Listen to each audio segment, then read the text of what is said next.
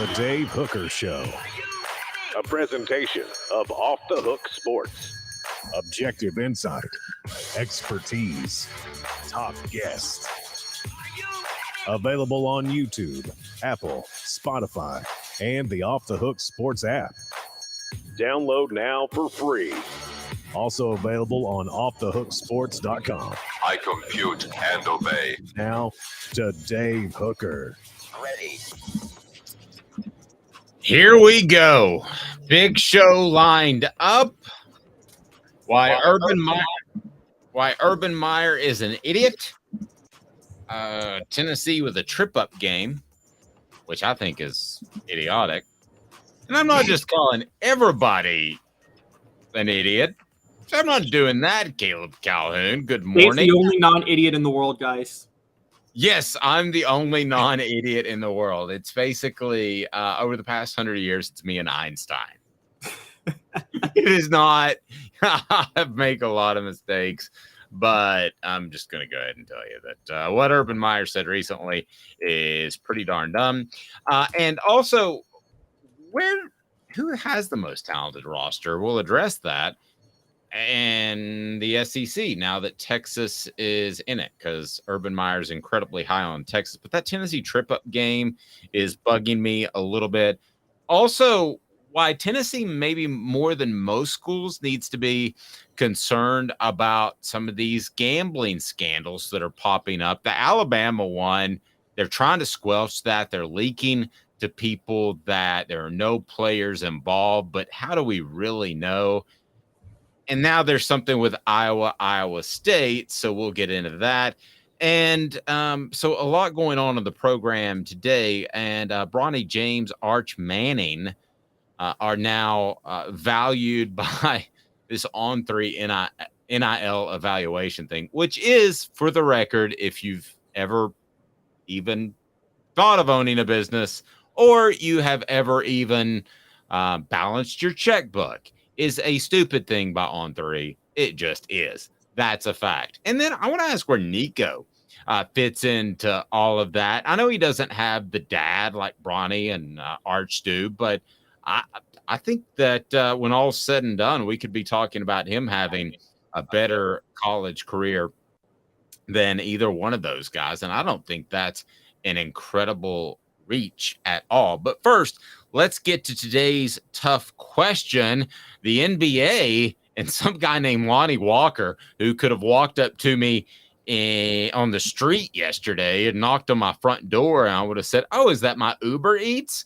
But he had a pretty good game. Great jumping off point for best unknown Vol performance. Let's get to it. Today's tough question brought to you by Andy Mason, AndyMasonRealEstate.com. I'll tell you more with today's tough question.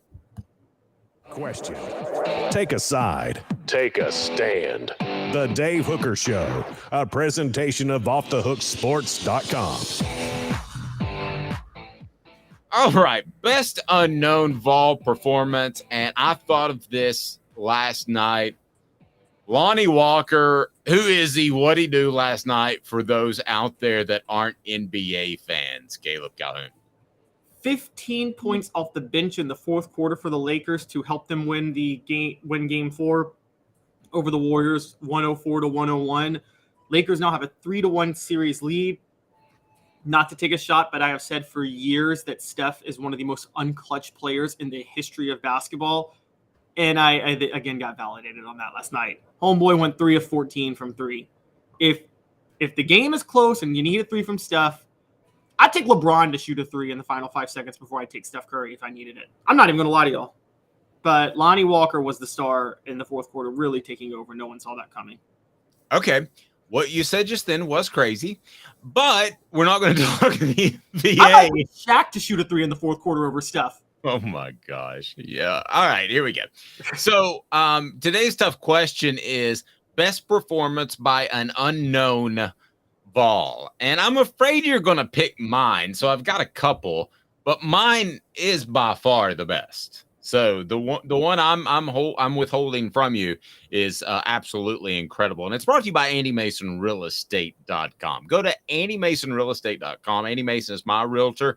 I'm getting ready to get in that whole scenario of buying. I feel so comfortable knowing I'll save thousands or tens of thousands with Andy Mason. Andy Mason realestate.com. Over 40 years of experience in his office.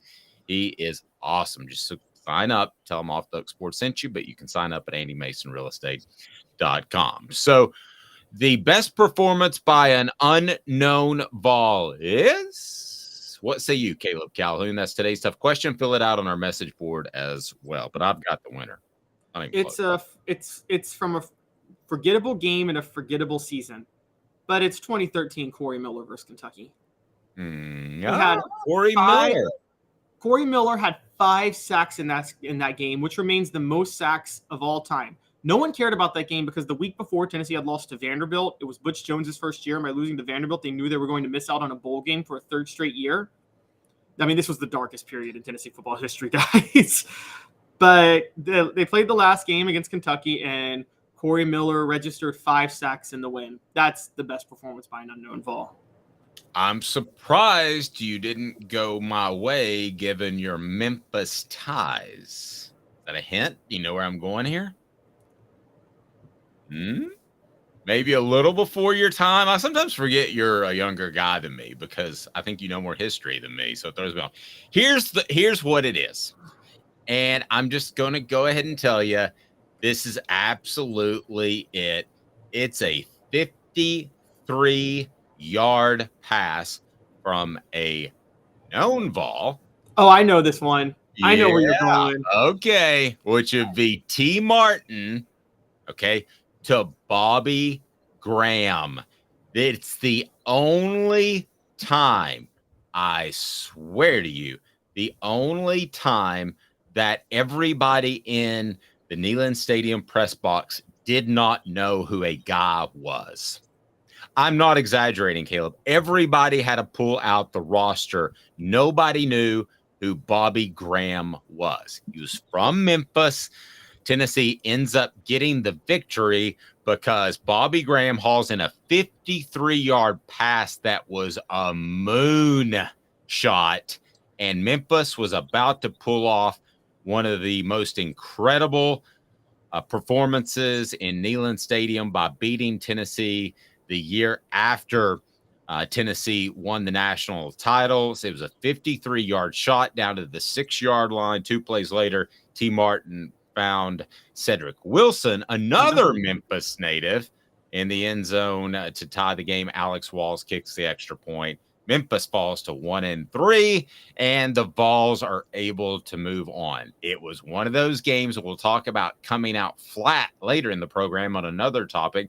It was one of those Philip Fulmer games, and to his detriment, he had a lot of those that they would come out flat against Vanderbilt and Kentucky. To his credit, he had established such a talented roster that they would pull those games out. This is one of those prime examples. So I will say Bobby Graham hauling that in. The only time, again, there's been a play made where no one in the media knew who the man was. No exaggeration. Nobody said, "Oh, that's Bobby Graham." Everybody says, "Who's that?" And we literally all had to look at our rosters to find out who Bobby Graham was. That is the funny thing about that Memphis team is that may be the best 5-6 non-Power 5 team of all time. I don't know if you know this, but if you want to do the research on that. No, I know the research. I actually remember that year. If you remember when Tennessee played Memphis, they won 17-16. If you remember, Memphis was 1-2 going into that game. You know what their 2 losses were? I don't. They lost 3-0 to a 8-4 Ole Miss team that finished in the top 25. And then they lost 13-10 to a Mississippi State team that went 10-2 that year and finished in the top 10. Those were their first 2 losses that year. And then they go and play Tennessee. It was the Rip Scherer era. Rip Scherer was the coach of the Tigers at the time, and they were a dominating defense consistently. They just never had an offense. But going into that game, you kind of could see Tennessee maybe flat because Memphis was very dangerous, and Tennessee had just lost to Florida in a heartbreaker. They had Auburn the next week. I will give you that might have been the greatest play in Tennessee football history. I can't go greatest performance, though. I mean, Bobby Graham didn't even catch the game-winning touchdown. No, because Tennessee had lost that game if he doesn't make that play, and it wasn't even a great throw, and he was well covered. So I'm gonna hold true to what I got. You do know Bobby Graham. That's not even Bobby Graham's most memorable game. No, it is too. No, 2001 Florida, he had 7 catches in that game.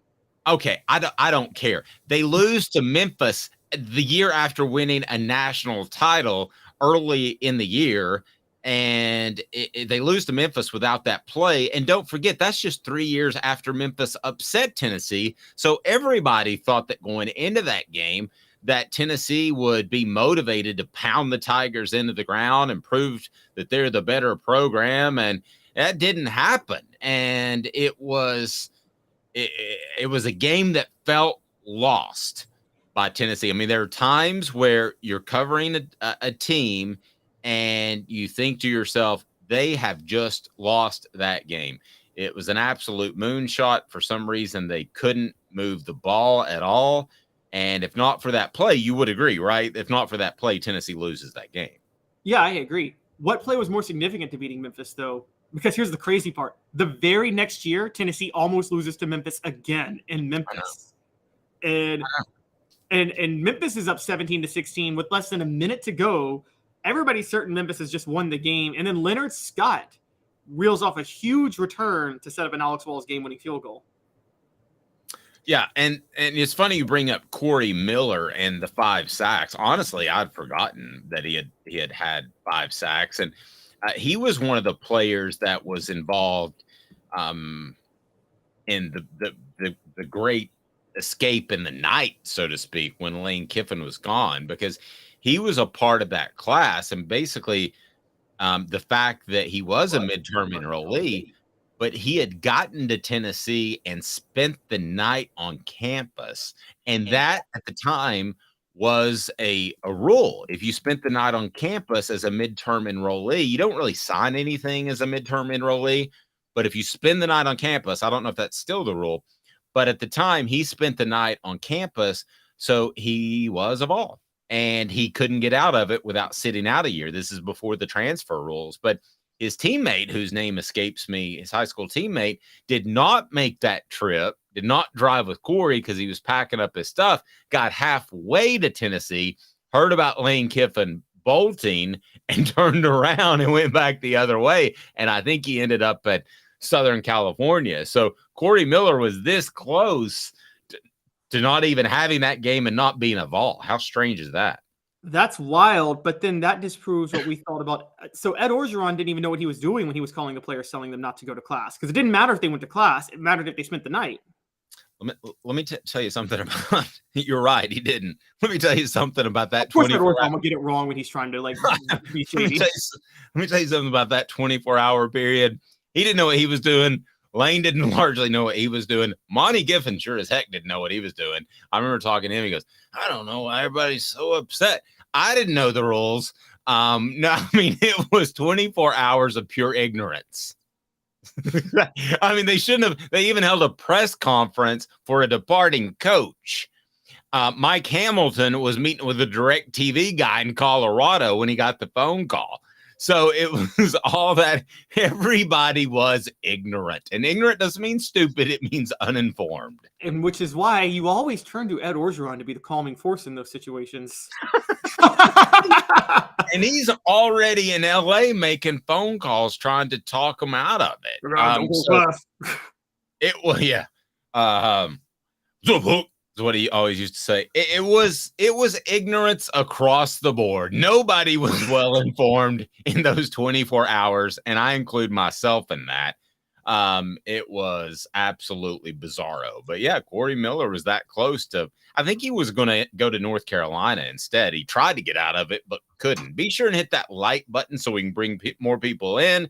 If you haven't subscribed to this point, you need to, and turn your notification on, because Celebrate 98 is a thing, and it's happening.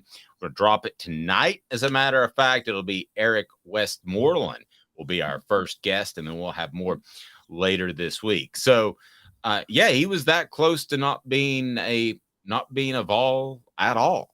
Corey Miller was. So, real question: going back to this like performance by an unknown Vol, because this could be not an unknown Lonnie Walker, but this could be Lonnie Walker's breakout game, which, as you know, is different. The game that makes you emerge into a star. Not saying it will be, but there are two. I want to see if you're going to get it right, Gabe. There are only two answers in terms of who had the greatest breakout game for a Vol. Okay. I'm trying to think off the top of my head. So could they could have played before, right? They could have played before, but the real thing, what makes this difference from the unknown Vols is like they became basically a star after this game on a consistent basis. Okay, what do you got? I'm interested to see which direction you go here because you feel strongly about two. So lay it on me, brother. All right, one of them is 2001 Kelly Washington versus LSU. To this day is the school record for receiving yards in a game. Didn't really catch anything before that game. Okay, and do you remember at the end of that game that he had gotten criticism for pointing to the stands? He was pointing to his mom, and people said he was showboating. And an offensive lineman at the time came up to me and said, "Man, we don't even touch the ball, and here he is showboating. And he's just been here for a couple months." But do you remember after those performances, he specifically went around and patted the offensive lineman on the head and was less demonstrative than he was? I did not know that. No, yeah, he did.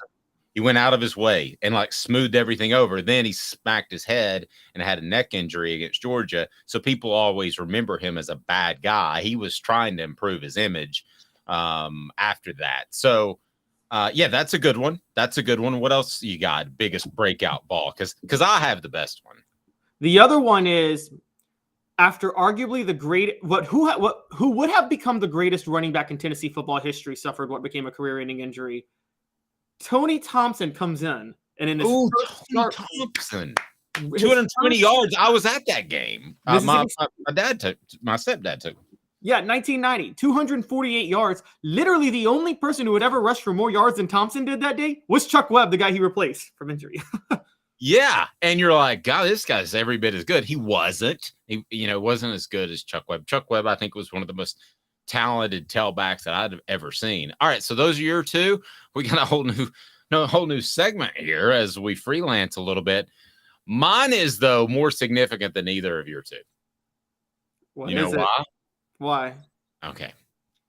It's J-Lou. It's Jamal Lewis against Houston. 13 carries, 135 yards. Wait, Houston? Don't you mean Ole Miss? No, I'm going Houston. Houston was 98. I said 98? Did I not say 98? Oh yeah, I'm sorry. I wouldn't. Okay, I'm surprised that was a breakout game. You call that, but okay. Okay, here's why I call that. Well, okay, sorry. Excuse me. The year it was 90. My goodness, I'm getting a little twisted and turned around here.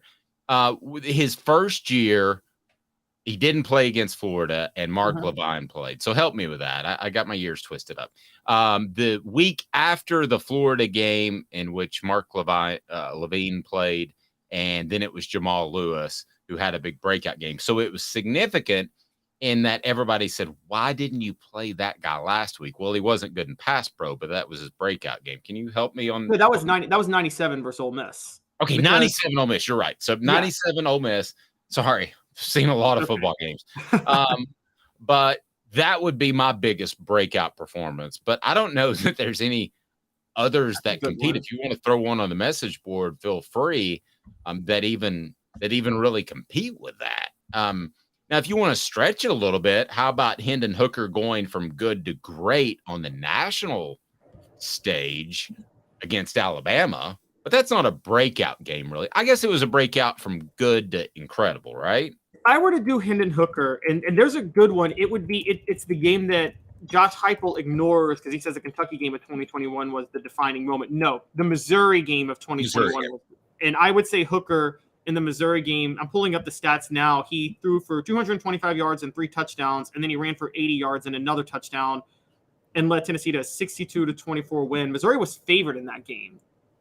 And so I think that would – but the breakout game for a quarterback is probably Josh Dobbs' 2014 South Carolina, where South Carolina had a 2-touchdown lead and Dobbs led them back he scored 2 touchdowns in 3 minutes and had 5 total touchdowns and over 300 yards in the game. Okay, now Travis says on our message board, Travis Stevens. I don't remember him having a breakout game. I remember him being a lot like Tony Thompson in that he was there when needed because Tennessee, you thought, was going to take a major step down at running back with Thompson and Stevens, and they didn't. I don't remember a breakout game. Do you? No, I don't remember a breakout game. Particularly, we have to remember when Jamal Lewis first went down in 98, Travis Stevens and Travis Henry were splitting reps at first, and then Travis Henry kind of emerged as the main running back because all due respect to Travis Stevens, a great, loyal guy, but Travis Stevens was not as good as Travis Henry or Jamal Lewis. He just wasn't. No, yeah, exactly. I don't remember a breakout game. Travis on our message board, maybe you can help us with that. The other one that can I pick a breakout throw? Okay. All right. So a breakout throw. There was a guy who he went on to do pretty good things, but he was thrown into the fire at UCLA. He was not ready. And then the next week against Georgia, he threw Peyton Manning threw a deep out route that I said, that's a special guy, a special player. And while there was some debate whether Tennessee should go with him or Brandon Stewart or even Todd Helton was in that mix after Jerry Colquitt got hurt in the opener against UCLA, he made a deep out pass. And I still remember, I remember Mike Keith, who was hosting Sports Talk at the time, saying that was the type of pass that changed the way you perceive Peyton Manning. He was not a caretaker that's going to, put you in the right position and super smart. He also had the arm. He had the ability to be elite. And boy, I still remember that out pass against Georgia. It was early in the game where you're like, that's an SEC quarterback, no question. I think I remember Jimmy Hyams talking about that. He was interviewed for there was a E60 documentary called The Book of Manning. He was, yeah. And I think I remember seeing him talk about that. The thing that stood out to me about that year was Cutcliffe did an interview one time. I know Tennessee had lost to Alabama in the last second or in the last minute that year because they failed to convert a 4th down in the red zone.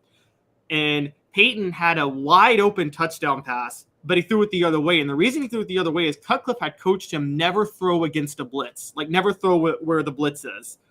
And Cutcliffe comes back later and it's like, honestly, I should have trusted Peyton Manning to throw where the blitz was because he'd be able to make that throw and he would have known how to loft it to the wide open receiver.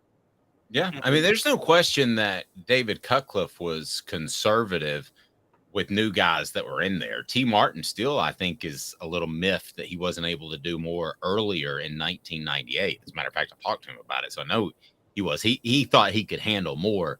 But I'm Randy sure Sanders turned him loose in 1999 and he was worse. So, I mean, he wasn't ready. But they were pretty conservative in 98. But it worked. I mean, that's why we're doing a Celebrate 98 series with Eric Westmoreland emo that'll drop later today. And some of the stories were so cool that you just got to check it out. Hit the like button, subscribe, and all that good stuff because basically he and Fred White, who joins us every Friday, were both on the strong side. And they would freelance. Their chemistry was so good. And you listened to that too, because I wanted to get your thoughts on it. But he freelanced. They would be able to freelance as to who is going to blitz, who is going to attack the box because they knew each other and they were so incredibly smart. So that's that chemistry, the type of thing that you're going to get from the Celebrate 98 series. So I still am not completely sure of Lonnie Walker's backstory, but it led us to the breakout Vol, and it also led us to best unknown Vol performance. So a couple of good talking points there. And I don't like calling people in the media not smart. I just don't. I mean, that's what I'm in the media. I don't like that. I don't like getting tit for tat. But when they are a former coach, yes, I will do that. And I'm going to tell you right after this who's just incredibly dumb. and it just blows me away. He's Caleb Calhoun. I'm Dave Hooker. This is a presentation of Off the Hook Sports, the guy who put his foot in his mouth and he doesn't even know it because he's not bright, or at least he's ignorant or something. I'm not going to make excuses for him. I'll get Caleb's thoughts in 2 minutes. And Craving Wings South North Shore location, where we've heard people say that you can get the best wings in East Tennessee. Pero ¿quién es este? El número 87, Jacob Warren. I'll just do 6 of my sauce 87, please. Imposible, señorita. Dale 6 más. Look at these wings. Perfectas, deliciosas, fantásticas. Man, I don't know what you're saying, but it sounds awesome. How do you say fresh, never frozen in Spanish? Frescas, nunca congeladas. Make your way to Craving Wings and get you 6 más. But what was funny about Cadis, we were a full continuum of care at that time. We had detox, we had inpatient, we had outpatient. So we were doing a lot of the things that we do now. But now we just do them so much better. It's really a simple program, but we're complicated people. I am what I am, and now I got to do something about it. You can take your life back. Call Cadis today. Got cataracts? We can fix that. Never miss another moment. With a little help from Doctors Campbell, Cunningham, Taylor, and Hahn at cctis.com. Do you want to own the more that owns every job? Then get to Vassey Lawn and Garden in Cleveland and get you a Toro. I'm David Vassey, here to talk to you about Toro. With a Toro Zero Turn, you'll get more out of every minute and you'll reach the finish line faster. At Vassey's, we like to say, no matter if you're mowing 3 acres a week or 11 lawns a day, homeowners and business owners alike find confidence in equipment they can trust from top to bottom. Vassey Lawn and Garden, Highway 60 North in Cleveland. Man alive, it's worth the drive. Our family has been creating jewelry since 1986, each piece unique with a story all its own. I'm Rick Terry with Rick Terry Jewelry Designs. I'm a jeweler, and I want to be your jeweler. We're grateful that you chose us to be Knoxville's best jeweler. My family and staff look forward to serving you. So please come see us. Kingston Pike and Campbell Station Road in the heart of Farragut and downtown on Gay Street, right next to the Tennessee Theater. Who's this guy? Hello, who is it? The Dave Hooker Show, Who? a presentation of Off the Hook Sports, What? YouTube, Apple, Spotify, and the free Off the Hook Sports app. Back to Dave Hooker.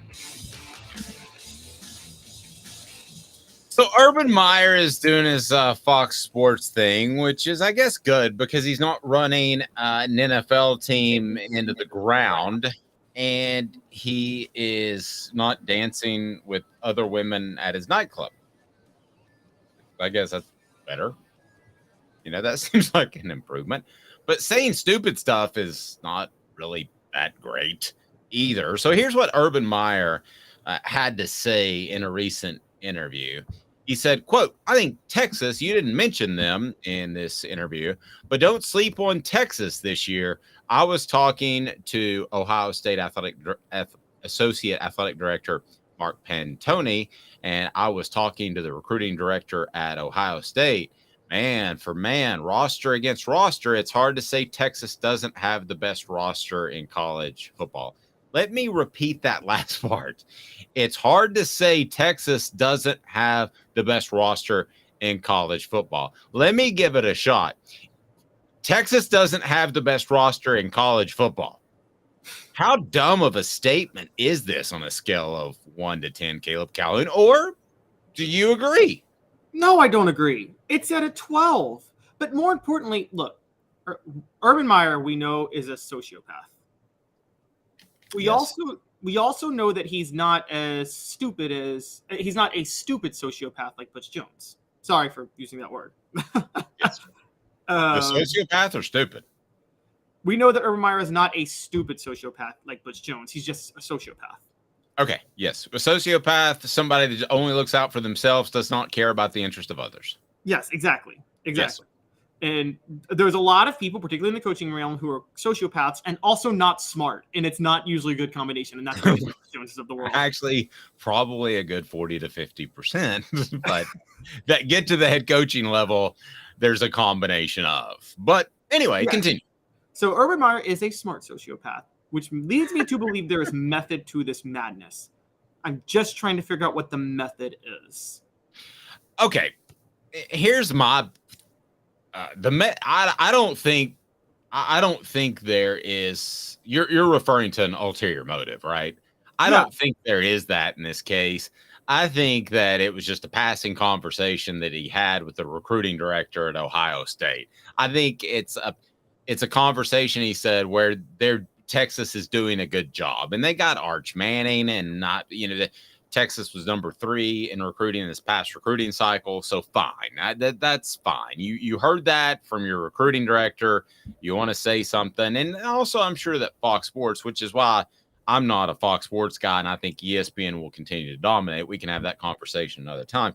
I think Fox probably pushes him to say stuff and do these interviews, and I think he shoots from the hip. So I don't think this is a well thought out, premeditated thing like you would say before a game. Like Butch Jones, who you brought up, said the team in red, and he wouldn't refer to Alabama because he thought that would help his players in some shape, form, or fashion. It just made Alabama mad, and they beat the bejesus out of Tennessee. But there was an ulterior motive there. I don't believe there is in this case, Caleb. And I see what you're saying. Most oftentimes there would be. I just think it's an ignorant statement, because let me run these numbers by you. So Texas number 3 in the last recruiting cycle in 2023. And they may end up one day in the next 2 or 3 years having the most talented roster because there's so much oil money there, and they might take advantage of NIL. I would certainly think so. I don't think they're at the forefront of the top 10 teams taking advantage of NIL from what I'm told, but they're right there. But Alabama had the number 1 class in 2023. Georgia had the number 2 class. So Texas is not on Alabama and Georgia's level because Texas had the number 5 class in 2022. Now, I'm referring to classes most recently and classes that will affect the upcoming season. Alabama, number 3 in 2022. That's higher. Georgia in 2023 was number 2. So I'm going to run down one more year. 2021, those are the guys that are expected to contribute. Texas was number 15. And in 2021, Alabama number 1, Georgia was number 4. And then in 2020, if you want to go back further, Texas was 8, Alabama number 2, Georgia number 1. There is no way that Texas has one of the most talented rosters in the nation. They have one of the most talented, but there's no way that they have the most talented roster. It's just not even close. Mr. Jones says shooting from the hip is far less accurate than using the sights. Wow, he's a shooter. I like that. All right, so you're absolutely right. I do think this was shooting from the hip and just plain ignorant and dumb. No, okay. Look. Give me a reason. Oh, I got the reason. Okay. Urban Meyer wants to trigger a Steve Sarkisian firing. Oh, job. Okay. I thought he was okay. All right, that's pretty good. Kudos to Caleb. You win the star on your paper award. That's pretty good. Okay, so I could see that. I thought he had just pretty much that he was resolved to the fact that he's not going to be a coach again. But yes. Okay, so he's raising the stakes on Steve Sarkisian so that he can get the Texas job. I think Urban Meyer would have been highly interested in the USC job before they hired Lincoln Riley. I really do think he would have wanted that job. Urban Meyer is the ultimate cut and run coach when things get a little tough, and then find as good of job that's perfectly positioned to be great somewhere else. Okay. And that's a big time kudos to Caleb, because I usually see angles pretty good, I think, and I didn't see that, so kudos to Caleb on that one. By the way, in terms of roster, the best roster for the record, if it wasn't for quarterback, it would be. Or you want to do 4 downs, don't you? Oh yeah, I want to get to that. First, I was going to give you a love. Oh, sorry. Very good job, Caleb. I did not see that one coming at all. I didn't see that. I thought he was just fine with not coaching anymore, that he's proven he's kind of adult, and he's got the TV gig. So good job on that one. I didn't even see that, way out of left field. So, and he's snakish enough just to try to get another coach fired for himself. He's that type of a snake. Oh, yeah. No question. The sun's going to come up tomorrow. That's just an obvious statement. City Heat and Air Conditioning, cityheatandair.com brings you 4 downs. Integrity matters. You may not need a whole new unit when it gets hot and yours has trouble. You may just need a part, may need some coolant. That's why City Heating and Air Conditioning will take care of you. They bring you 4 downs right now. Integrity matters to City Heating and Air Conditioning. It does not to Urban Meyer. 4 downs. 4 questions. 4 answers. The Dave Hooker Show. 4 downs. A presentation of offthehooksports.com. I'm changing it up for my rundown because you kind of showed me the light a little bit. All right. We know Texas doesn't have the best roster. Would Urban Meyer, that was going to be first down. First down is, would Urban Meyer do a better job at Texas than Steve Sarkisian? Yes, and I don't want to tease too much because we're going to talk about this in a segment coming up, but I've never been that much of a believer in Steve Sarkisian. So, yes, I think he would. Yeah, I'm not either. Unless I'm a bartender and need to pay my bills. It's awful. Make sure he's there. Open the bar at 9 a.m. for him. Yeah, and the tips will be tremendous. 20% of a lot is pretty good. Okay, I actually think that Urban Meyer is pretty washed up, and I think once he got in that position, especially at his age, he would not do as well. I think Texas is in better hands. If they could just snap their fingers and change everything, Steve Sarkisian would be better. So I'm going to give credit to Steve Sarkisian. I think he's turned his life around. So there we go. So second down. Who has the best roster in the nation? So if quarterbacks weren't a factor, it would easily be Alabama. Easily. But they don't have a quarterback. And I think the recruiting, we haven't seen it yet. There were a lot of young guys last year, and we just saw Bryce Young and Will Anderson, but they're loaded with young talent based on the last. I mean, it's Alabama, but a lot of that young talent should emerge. They just don't have a quarterback. When you factor I think it's Georgia. See, I wasn't going to go to either of these, though. When you factor in quarterback, I think it's Ohio State. I'm going to take Georgia and what they did last year with restacking, man. That feels just like what Alabama was doing for years. But you told me yesterday that this is not the same Georgia restacking that's about to happen this year that happened last year. And they barely beat Ohio State last year. Okay. And shouldn't have. So, yeah. Okay. I think that's debatable. But the top echelon is what? It's Georgia, Ohio State, Alabama.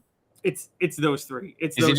There's nobody else in that group. There's a step down after that, right? Yeah, there's a step down right after those three. Pretty significant. I think other teams could win the national title but it's those three. I think Ohio State has the best roster. They ain't winning the national title because they don't got that good of a coach.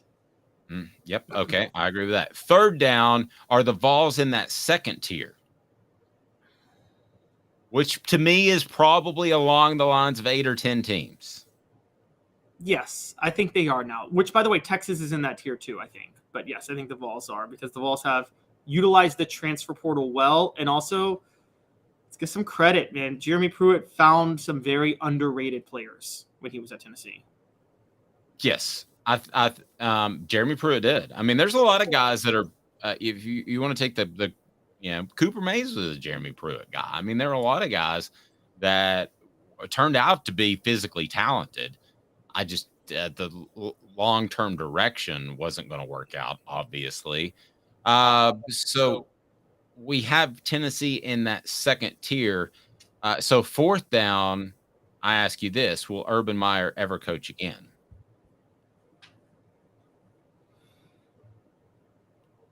Boy, I got you on that one. No, and I will tell you why. I'm not saying there's not a school that would take him. There's not a school that Urban Meyer would want to go to that would take him.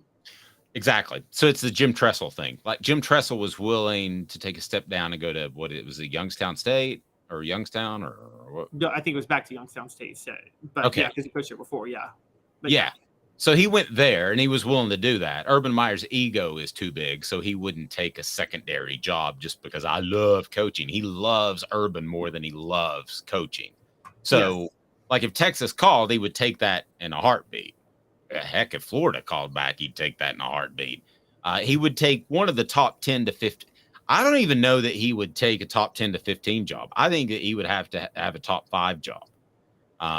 And believe that he could compete for championships very, very quick. How old is he again?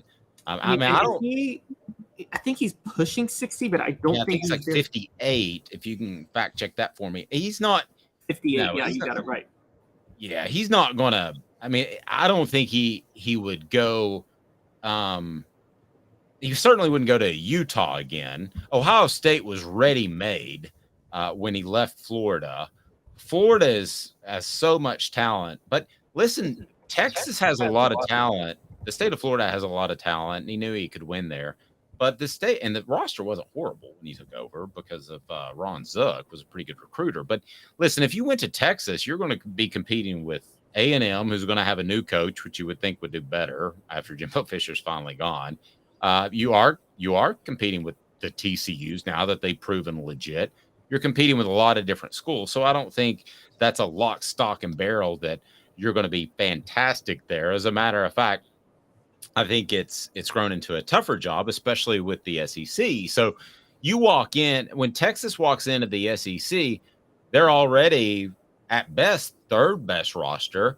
I think that there are several coaches from a schematic standpoint, and I'm going to include Josh Heupel in this, that are better than Steve Sarkisian. I think that Lane Kiffin is a better coach schematically than Steve Sarkisian. I'm sure I'm leaving some. Brian Kelly. Brian Kelly, yep, as a whole is a better coach than Urban Meyer. I believe. You mean Steve Sarkisian? Then than Sarkisian. Excuse me. So, yeah, I mean, I don't think this would be. But I think Brian Kelly as a whole is perhaps a better coach than Urban Meyer. I know that sounds crazy because of the championships, and it would be hard to make that argument. But Brian Kelly spent a lot of time at Notre Dame where you just can't win a championship because of the academic restrictions, and then you have no control over discipline. Do you know you have to live in the dorms at Notre Dame? You have to live in the dorms. You can't go get your own apartment if you're a player. Yeah, that's.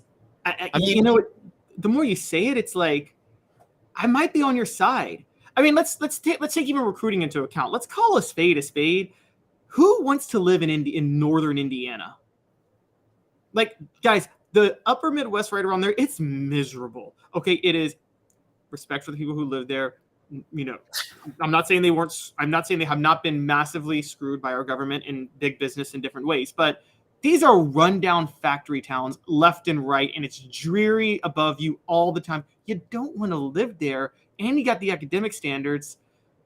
Look, I've said this before. Notre Dame is not even like there are 30 schools I could think of right now that are better positioned to win a national title than Notre Dame. Yes. I agree with all of that. And I think that when you look at what Notre Dame is, it's pretty cool. I mean, I can roll with it. I like that it's a part of college football, but unless they make changes that they're never going to make, they're not going to compete for a championship anytime soon. Oh, yeah, and they're losing their TV revenue advantage, by the way, with the Big Ten getting on NBC. Like, one of the big financial advantages Notre Dame has to recruit national, that's going out the window. I mean, guys, because of how set they are in their ways, we're seeing Notre Dame be a program that can win right now. I mean, you might see Notre Dame, like, in 50 years, we might be talking about them the way we talk about Pittsburgh now. Because, you know, Pittsburgh and Georgia Tech were like the class of the 1920s in college football. And yeah, that I would actually say more like Georgia Tech because the academics. Yes, exactly. And I don't know. Could they slip to the Vanderbilt? area. Well, I tell you, I got a better comparison. Northwestern. They could be Northwestern, where a 9-win season is cause for a parade. Yes, it will be. And then you'll see these old guys be like, well, back in 1980, Notre Dame was amazing. And it's like, nope. That's where they're going to be. You're right. I mean, Vanderbilt's a dangerous one. That is a really good one, because I'm sure up until the 1980s, there were World War I veterans telling you how great Vanderbilt football should be because of the history. Click that like button, get on board now. And want to remind you that we're going to take care of your pet. It's that simple. Craft Treats. Go to crafttreats.com. Use the promo code Off the Hook. The promo code Off the Hook, and you get 20% off. They have the CBD chill pills that'll help with your pet's arthritis, will help with your pet's digestive issues. My pet takes it, my dog, dogs and cats. So crafttreats.com. Again, crafttreats.com. It's time for What the H, and it's brought to you by crafttreats.com. Again, crafttreats.com. And use the promo code Off the Hook to get your 20% off. So here we go. What the H? What the? What was he thinking? Release the hounds. The Dave Hooker Show. Keep cool. A presentation of offthehooksports.com. So this, bizarro. And I don't get this. A college football news said the Tennessee Vols letdown game or sandwich game is the University of Texas San Antonio, September the 23rd. They say, quote, watch out, UTSA has the makeup, the veteran quarterback in Frank Harris, and the attitude to walk into Knoxville and screw everything up. This comes right after the Vols go to Florida. We talked about how Philip Fulmer's teams would have those letdown games. Here's why I don't think you should be concerned about letdown games against far lesser opponents. Obviously, South Carolina was better than we all thought and put things together at the right time. But talent level, it wasn't a world of difference. UTSA is a world of difference. You don't have to worry about those games anymore because Josh Heupel's offense is going to put them on the ropes pretty quickly. So we talked about the Memphis game earlier, Memphis games, plural, Vanderbilt, Kentucky, which Tennessee would sometimes play lackluster games against.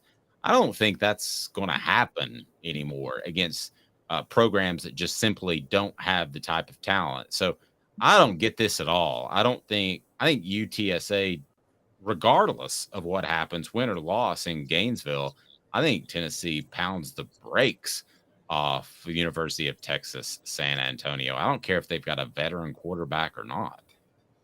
Yeah, they are outside of the Power 5 plus, I say, the 6 fringe, which I think of the fringe conference is the American Athletic Conference. And it's not Power 5, but it's better than all the other Group of 5 conferences. So the other 4 conferences of the Group of 5, I would say Texas San Antonio may be the best of those teams. And so I think they're looking at, because it's sandwiched between Florida, and they'll be circling South Carolina to beat the brakes off them. Tennessee's, they're saying this could be a trap team because they have won the Conference USA 2 years in a row.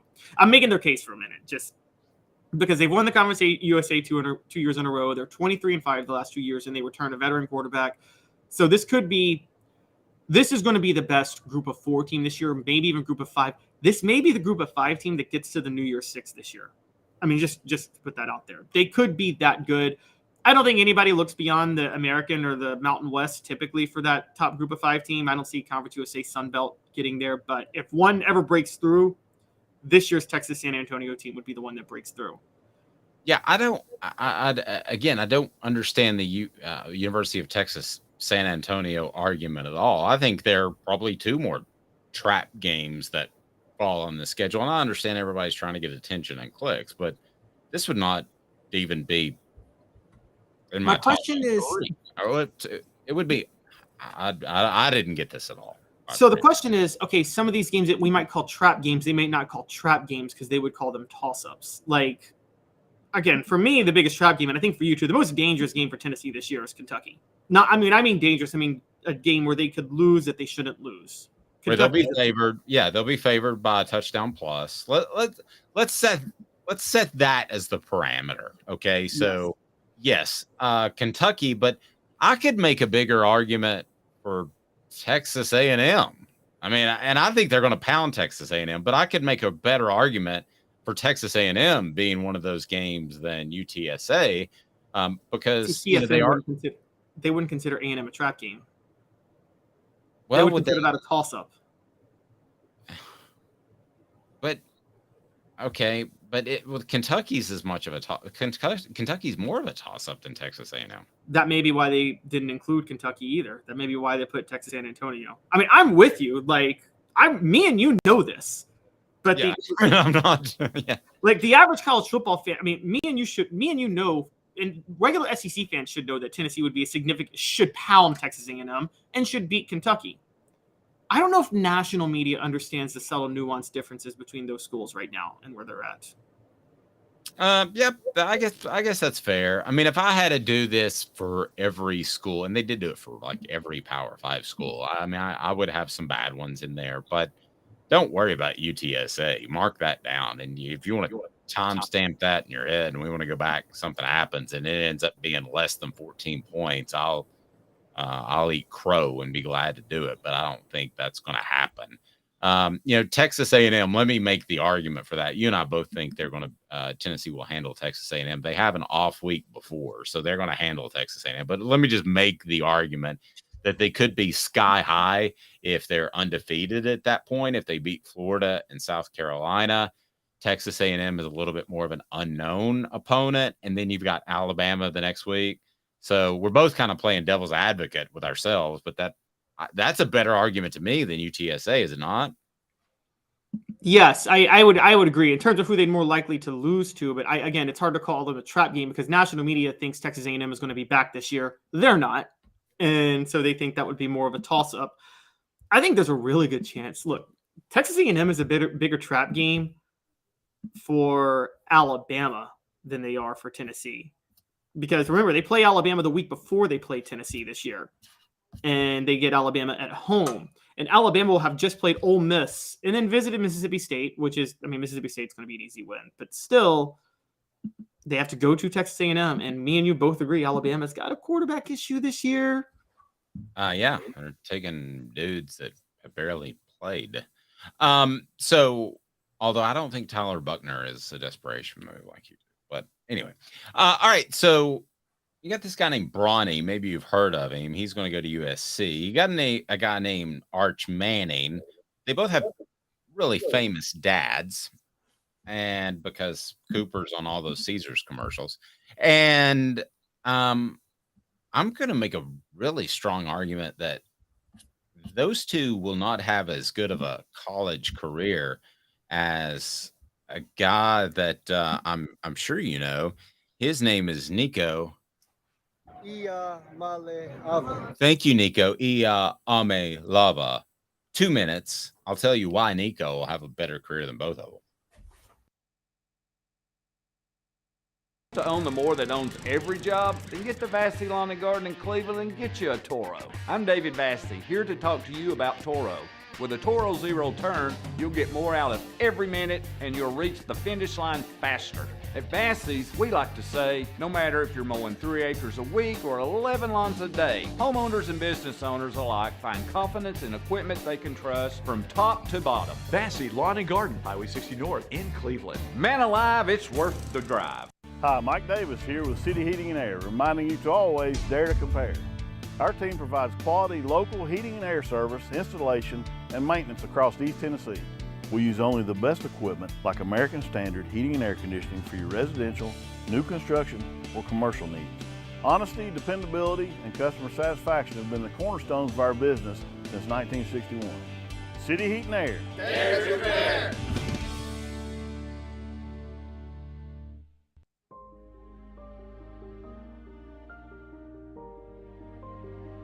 Our family has been creating one-of-a-kind pieces of jewelry in West Knoxville since 1986.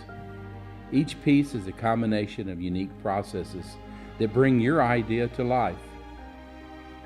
Every day in our shop, a truly special item with a story all its own is being manufactured in our facility, bringing the history and family sentiment into a whole new generation of life.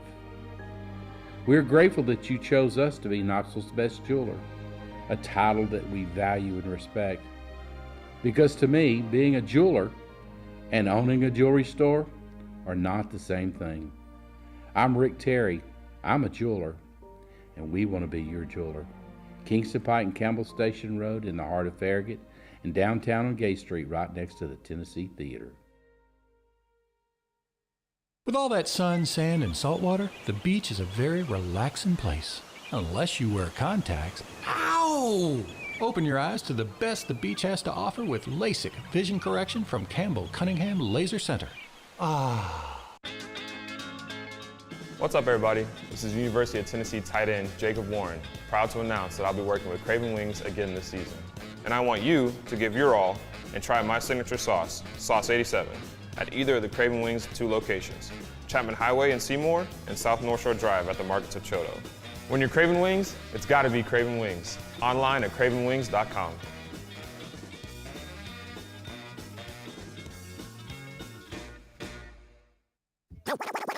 You're listening to The Dave Hooker Show, a presentation of offthehooksports.com. The internet is full of pictures of each and every one of you.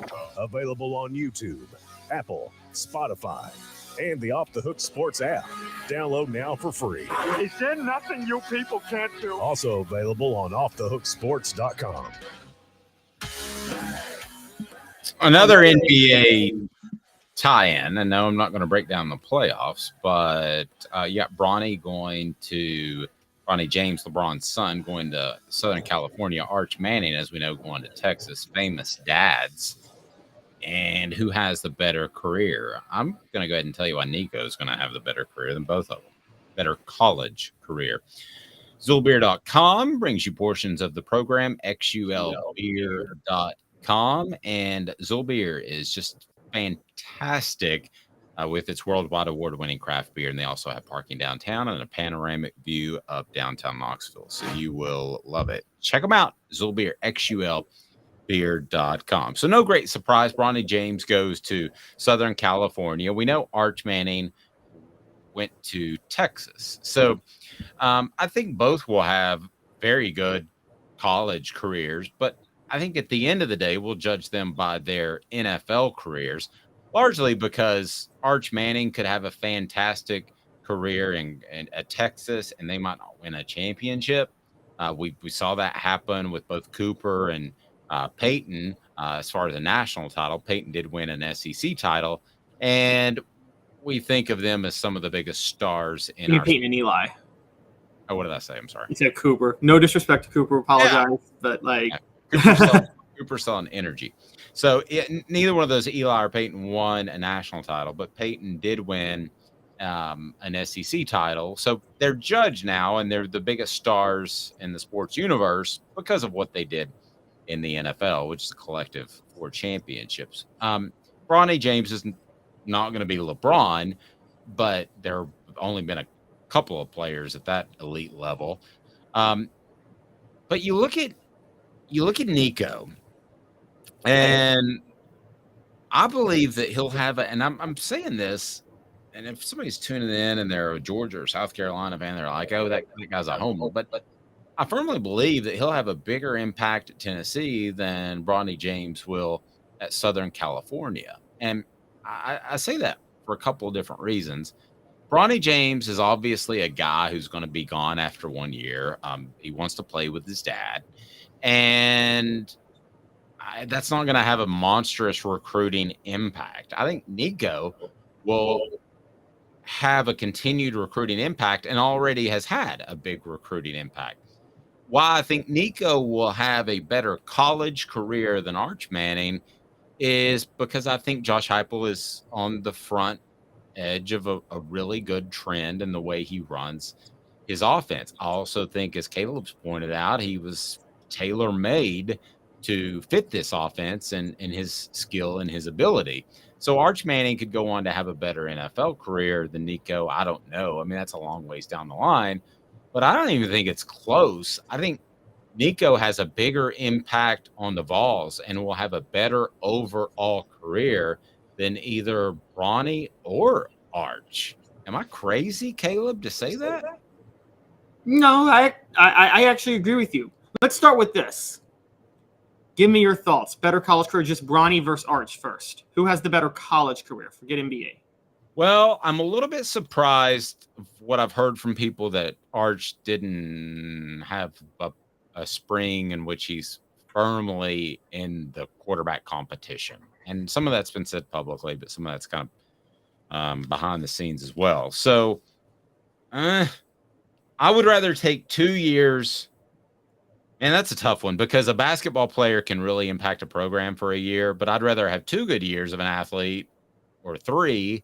Let's say Arch doesn't even start this year. I'd rather have those 2 good years than just 1 year from Bronny. So that's a tough one. So if you really held me to that, I would say that I think Arch Manning has a better college career than Bronny James.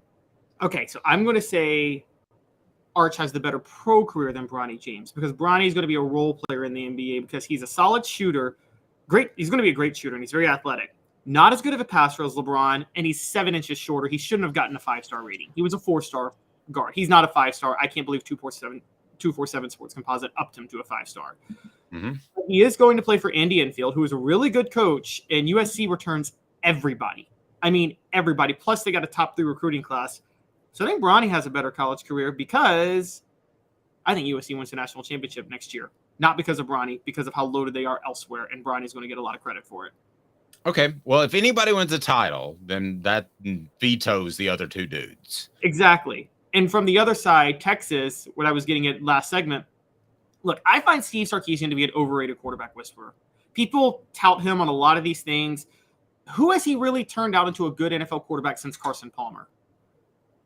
Don't tell me Tua. That was more Mike Loxley who coached up Tua. And Lane Kiffin coached up Tua. That's fair. And listen, Nico is going to be in a position that he's got to be the starter at some point. I mean, there's too much money on the table, so he's going to get his chance. Arch Manning, listen, if Steve Sarkisian doesn't think he's as good as Quinn Ewers, which I don't think he is right now and probably won't be this year, he's not going to play. If another cat comes along, he's going to play that guy. He's not going to play Arch Manning because he's a Manning. They can have all the pull they want to, and the Mannings do like to orchestrate things and move things around, okay? So they would try, and you would get a call from Peyton or Eli, and there's something to be said for having a Manning back there in 2024 and what that might bring to the program, or at least maybe even getting him on the field in 2023 to show prospects that. But still, just in terms of natural fit and what Josh Heupel has done with quarterbacks, Nico's going to have a better career than Arch Manning. He might not be the better NFL prospect when all's said and done. We'll see. But yeah, I would bet a mortgage payment on that. People make fun of me for saying all that all the time, but I would. I mean, I bring it up all the time, and we'll bring it up again since they were peers in the 90s. This is Danny Warfel versus Peyton Manning, and Nico in this situation is Danny Warfel. He's better than Danny Warfel, I think, but I'm saying in the sense of Danny Warfel had the better college career than Peyton. There's no debating that. As much as you may want to love Peyton, Danny Warfel had better stats. He won the Heisman. He won a national title. And he won 4 straight SEC titles.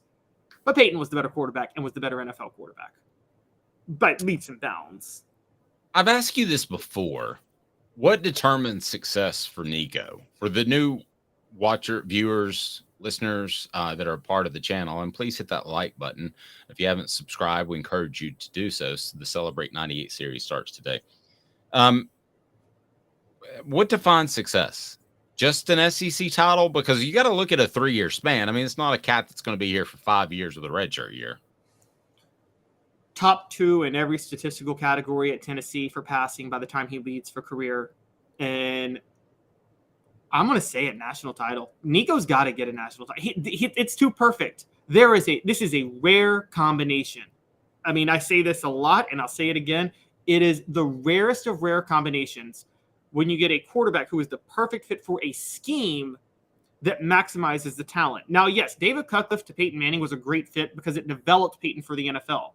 But it's not like David Cutcliffe had a specific scheme that was tailor-made for any sort of quarterback. He, as you know, tailored his system to whatever the quarterback could do.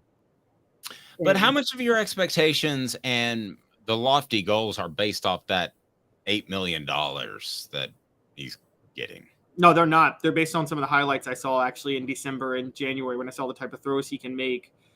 And I know what Josh Heupel runs. And I mean, it's literally the perfect combination. It's Tim Tebow to Urban Meyer. It's Tim Tebow to Urban Meyer. Okay, so if they win an SEC title and make the college football playoff 2 years, you consider that falling short? 2 years in a row or just 1 year? Do that. No, they would win one SEC title and they would make the college football playoff twice. Is that falling short? Yeah. I'm not really worried about the statistics. That's falling short. That's falling short. You can Heupel's scheme is designed for Nico. Normally I don't in the 90s with Peyton, I don't say Peyton's career at Tennessee is a disappointment. He got an SEC title, and then he went to become a Hall of Fame quarterback in the NFL. I think Peyton was the one who elevated Tennessee to the next level. But I think Tennessee is low-key almost there with Josh Heupel at this point. So Nico is just falling into a system that is tailor-made for him. I don't know if you agree with me, Dave. I think Tennessee is in a better position right now than they were right before Peyton Manning went to Tennessee in 1994. How so? Well, they just finished number 6 in the nation. They just got a top 10 recruiting class. They're on the precipice of being great, and they don't have this coaching turmoil. Don't forget, 94, it was after Fulmer's first year, and there was still, the whole university was divided over the Fulmer major split, and Heath Schuler had just gone to the NFL. And to Fulmer's credit, he locked down the number 1 recruiting class in 94. I think on paper, that's Tennessee's best recruiting class ever. It's 94 or 97, one of the two. But he did lock down the best class in 94. But Peyton Manning was a reason that was the best class in 94. Well, I don't have quite as lofty of benchmark as you do, but we're in the same ballpark. I mean, you have to get to Atlanta at a bare minimum. Okay, you have to win the East one time. You have to defeat Georgia to do that. Rebecca says the stars are about to align. They align every day at 10 a.m. weekdays on Off the Hook Sports. But so it's me and Caleb. You have to make it to the bare minimum to me is you have to make it to Atlanta. You have to win the East. Again, we're talking about a 3-year time span, and he might not play this year. So we're talking about a 2-year time span. So that to me is really tough to say you have to win a national title. The stats don't mean anything to me because they're already going to shorten the game a little bit, probably by possession, because they're not going to stop the clock after first downs anymore, except the last 2 minutes. So I'm not necessarily worried about the stats as much, but you just have to win. You have to win a championship. You have to win an SEC title, or you're going to look back and say Nico was not all that. It's tough to put on a young man. I hate that. You know, my son's 18. I wouldn't want that type of pressure on his shoulders. That's just a fact. Elias points out we're talking about a 12-team playoff era. I'll go this far. If he doesn't, if they miss the playoffs 1 year with Nico as their starting quarterback, then I would argue that that's a failure. I know Giannis Antetokounmpo recently talked about is this season a failure because you didn't get that far. If you've got 2 years in a 12-team playoff and you miss it once based off where Tennessee is, I think that career could be deemed a failure. And that sounds harsh, but I think fair. Yeah, I agree. And success is relative to the state of the program and things like that at the time. I will say this. If you look at Nico as a draft pick, if he don't win an SEC title, it's given what he's going to, that's kind of, or if he doesn't make the college football playoff 1 of the 2 years, that's kind of like, those one and done athletes in college basketball that don't make the NCAA tournament. And I'm one of those, and I know you're an Allen Houston defender, but I'm one of those guys where I'm like, if you are a transcendent star worthy of a top 5 draft pick in the NBA, you're good enough by yourself with me and Dave as your second and third best players to get that team to the NCAA tournament. Maybe not win a game, maybe not go any further, but you by yourself can get a team to the NCAA tournament in college basketball. I don't know when I became a Houston defender. I just think he's a really good shooter. You tried. I criticized him for never getting Tennessee to the tournament. And, okay. And well, no, that's okay. Well, I would too. I mean, he didn't play a lick of defense. But he's still a good player. D says, Caleb, you are being a tad unreasonable. Anything short of a national championship is tough. Really tough. So many variables can and will come into play. 21 other guys have to play a huge role. Yeah, I think that's asking a lot, man. A lot of things got to break your way. When you got not always, not when you get the situation that you're in right now with Nico to Heupel. Again, this is Tebow to Meyer. This is Warfel to Warfel to Spurrier is overrated because, quite honestly, Shane Matthews, Rex Grossman, any other quarterback could have probably won the national title in '96 with that system, and it wasn't figured out at the time. But it's Tommy Frazier to Tom Osborne, Tim Tebow to Urban Meyer. Think of it. What's another system, like a system offense that won a national title? I'm trying to think of one in my head. But you mentioned I was going to go Frazier. You beat me to the punch on that one. Yeah. Tommy Frazier in a lot of ways is a lot like Nico. He was custom made for that offense. Exactly.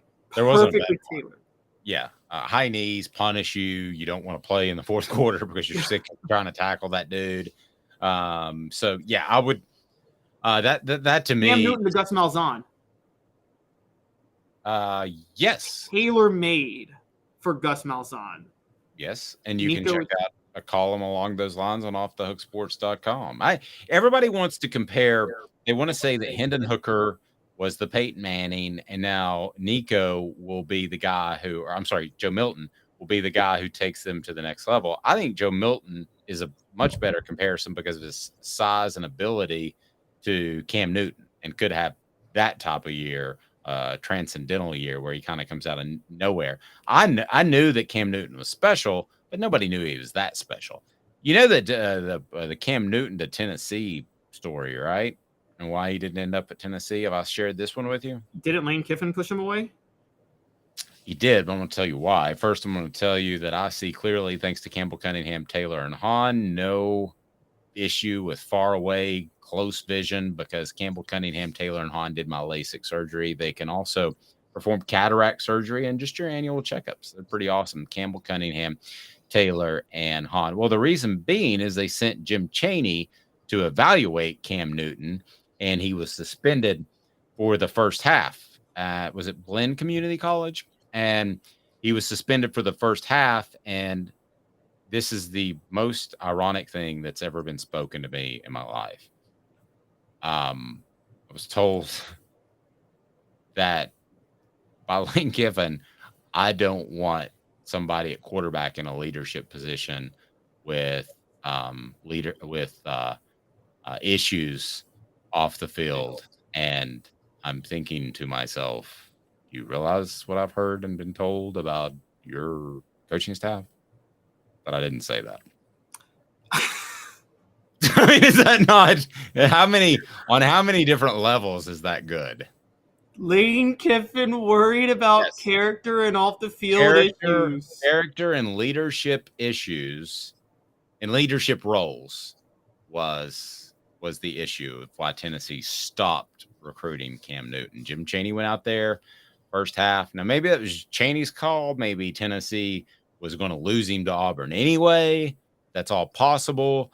And this is, recruiting speak to make it look better afterwards. But that's what I was told by Lane. Then he brought in Tyler Bray, the worst intangibles of a quarterback in Tennessee football history, who likes to throw beer cans on top of cars from his second room dorm window. Remember that one?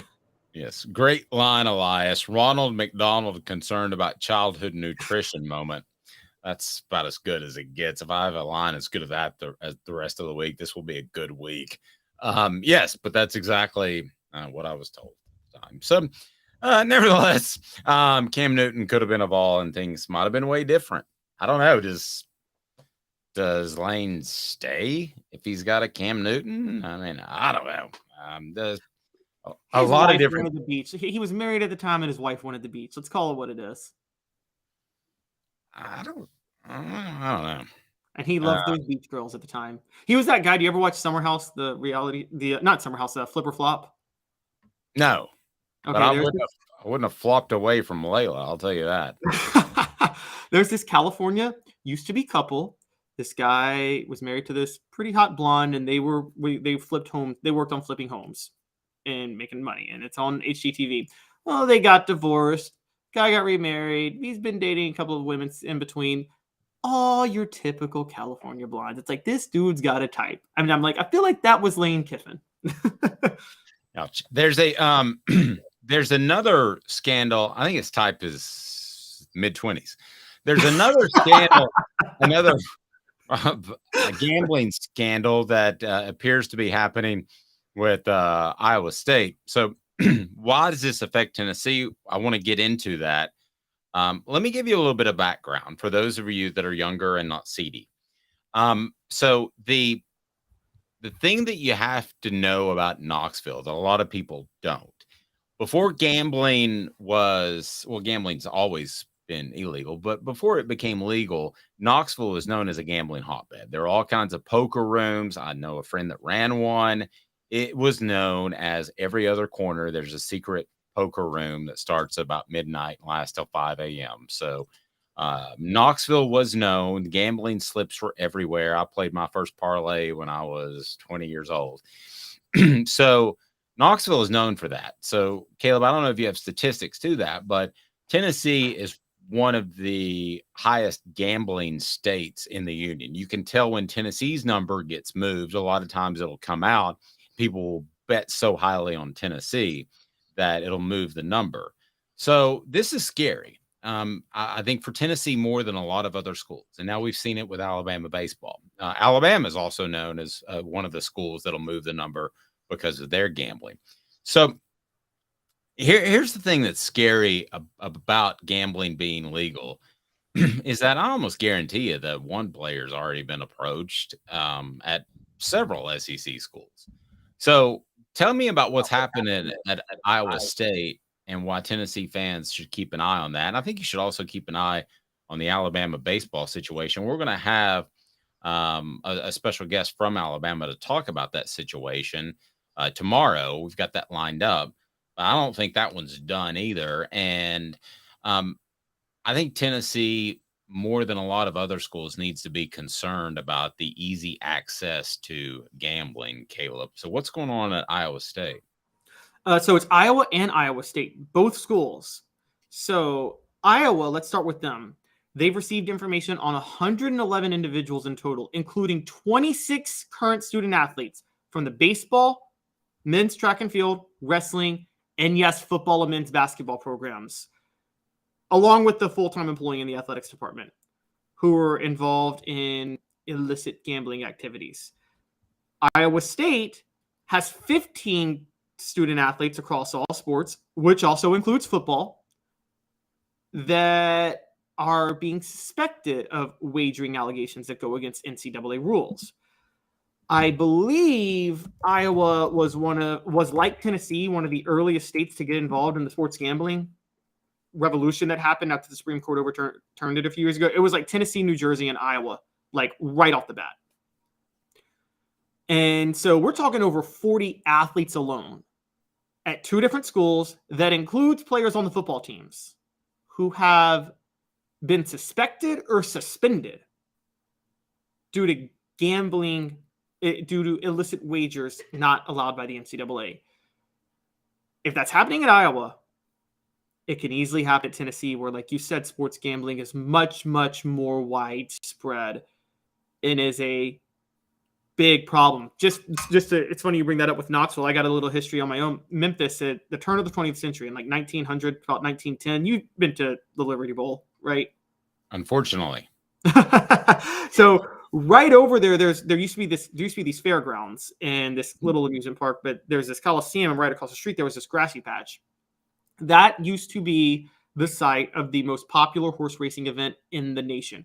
It was the Tennessee Derby. It competed with the Kentucky Derby until Tennessee outlawed sports gambling. And it obviously killed the Tennessee Derby, and it doesn't exist anymore. And they tore down the horse racing track. But for a century, there has been a thirst for sports gambling in Tennessee. It's a big part. It was a big part of the state culture until it was outlawed. It's probably why they outlawed it, because maybe Tennessee was one of the states where they took it a little bit too far. And so I'm thinking you're right. Now in Tennessee, it's a real issue. Tennessee's got three professional Major League sports teams. They might get a fourth soon in baseball. They got a pretty famous NASCAR track just an hour and a half east of Knoxville. NASCAR is about to embrace gambling to try to help themselves get a little more popular. Mm-hmm. This is all over the state. No, I mean, this is a big thing. And I'm going to go ahead and tell you, within 3 to 5 years, it might be Alabama. I mean, this might get bigger. Don't forget Calvin Ridley was also involved with gambling. He played at Alabama. Now you got the baseball program. I'm going to go ahead and tell you, somebody's going to get the SMU death penalty from this. They're going to make an example out of someone. Okay. And it might be Iowa State. I don't know. But I've mentioned this before. The NCAA hired 40 more people in their enforcement office. I think they had about 12. Okay. So this is this is not just expanding the department. This is exploding the department. What are they going to police? You can't police tampering with social media.